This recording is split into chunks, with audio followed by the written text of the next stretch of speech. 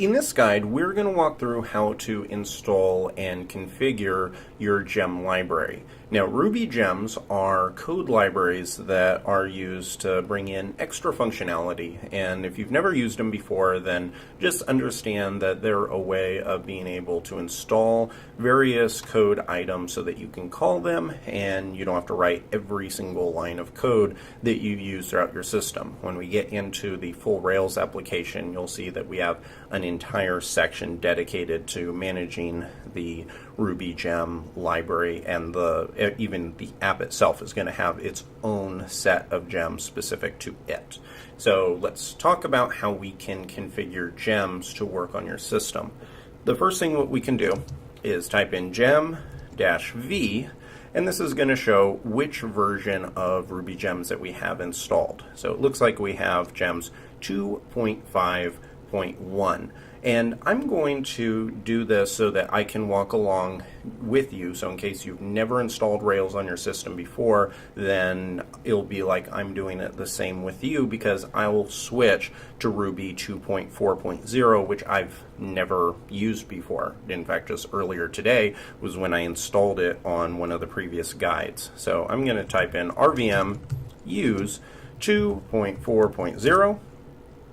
Just going to switch to using that. So if I type in rvm list, you can see the current version is 2.4. I've configured my terminal so that it actually shows this version of Ruby right here. Don't worry if you don't have that. That's simply something that I have in my kind of deep in my settings, and configuring that's a little bit out of the scope of what we're doing right here. But just know that right now this is the version of Ruby we're using. Now, in order to update this so that the right set of gems are configured for this version, I'm going to type in gem update -- system, and this is going to update all of the gems that we have installed. And it says latest version currently installed, so we don't have to do anything at all. Now, if you want to see all of the gems that are installed, I can do rvm gemset list. And you can see right here that it just has a default set, and it shows where they're configured. So it shows that they're in users, admin.rvm, gems, and 2.4. And so that's all we need to do, is just to have an idea of where those are located. Now, right now it says default, but we don't really want default. We want global, and which is that second option. So we can say rvm gemset use global. And what this is going to do is it's going to allow us to not have to, if you already have other gems installed, you don't have to go and reinstall each one of those. So now I've switched that to use the global version, and now if I do gem list, then you can see all of the local gems that I personally have installed. You may have a full different set of items installed, and that's perfectly fine. You may have no gems or only a couple gems, and that's perfectly fine. We'll be able to install those now whenever we need to. So one of the last things I'm going to do is do gem update, and that's going to update any gems in case you have any out-to-date ones, but for right now we're good.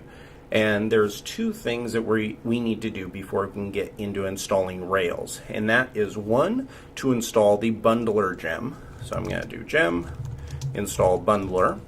And what bundler is a Ruby gem that allows you to package up all the various code libraries that you need, call them in, and then have them used on your local system. So we have that now installed. As you'll see when we get into the Rails portion of this, we're going to be using bundler quite a bit, so we need to have that locally installed. And the next one is a gem called Nokogiri. Now, if you've never heard of Nokogiri, it is a very powerful gem. In fact, it's one of the largest gems outside of Rails that I have ever used. And it allows for things like being able to communicate with outside services, being able to parse them, and a number of the code libraries that we're going to use actually depend on Nokogiri. So if you, for example, if you wanted to go and try to install Rails before installing Nokogiri, you'd end up with a bunch of error messages. So by installing this first, we're able to block some of those error messages from occurring and go straight into what we need. Now, one of the things with Nokogiri you have to understand is it is a huge code library. So because of that, I'm going to hit pause because it may take a few minutes for Nokogiri to install on your system. It's going to depend on your internet connection, on your processor speed, and that kind of thing. So I will hit pause and we'll be back when Nokogiri is done installing. Okay, and we're back. Nokogiri has been installed, and assuming everything went properly on your side, then you should see something like this, where it shows that it fetched everything, it successfully installed it, and now you're good to go. So this is all you need to do in terms of installing gems for right now, and this is going to be what we need in order to install Rails. So that is going to be the final one we're going to do. So I'm going to do gem install Rails.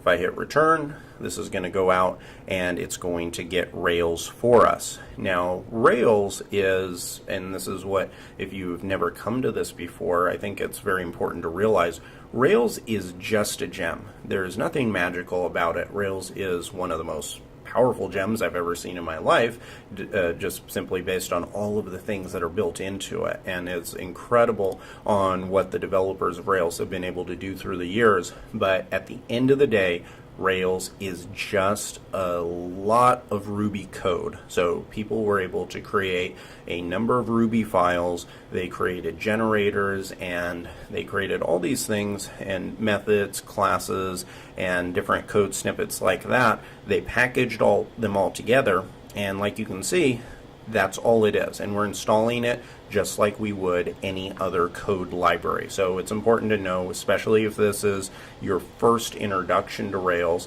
that really at the end of the day, Rails is just Ruby code that has been compiled to work as a web framework. So that is all we're doing right now, is we're installing that. And as you can see, not only did it install Rails, it also installed 33 gems. So those are all the gems that we're going to need to have a baseline view of what we have in order to create the application. So now that we have that, in the next guide, we're going to install the Postgres database.